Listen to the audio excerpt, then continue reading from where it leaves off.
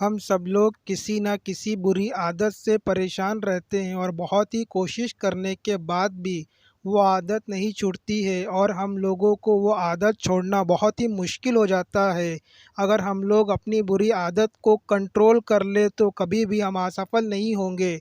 बहुत समय पहले की बात है, एक बहुत ही धनी आदमी था।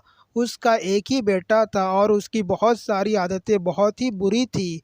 जब भी उसका पिता उसको बुरी आदत छोड़ने को बोलता तो वो बस एक ही जवाब देता, अभी तो मैं छोटा हूँ, बड़ा होने पर बड़ा होने पर सब आदत छूट जाएगी। लेकिन उसका पिता इस बात से बहुत ही चिंतित रहता था। एक दिन उस नगर में एक महात्मा जी आए तो उसके पिताजी को पता चला और उसके पिताजी महात्मा जी के पास पहुंच गए और उनको अपने बेटे के बारे में सब कुछ साफ-साफ बता दिया। फिर महात्मा जी ने बोला, आप कल सुबह में अपने बेटे को मेरे पास लेकर आए। अगले दिन सुबह ही वो अपने बेटे को लेकर महात्मा जी के पास पहुंच गए। महात्मा जी ने उसको लेकर बगीचे में चले गए और रास्ते में एक छोटा-सा पेड़ पड़ा।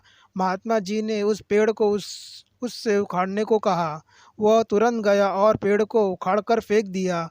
थोड़ी दूर और चलने पर और एक पेड़ पड़ा। महात्मा जी ने उसको भी उखाड़ कर फेंकने को कहा। उसने उसको भी उखाड़ कर फेंक दिया।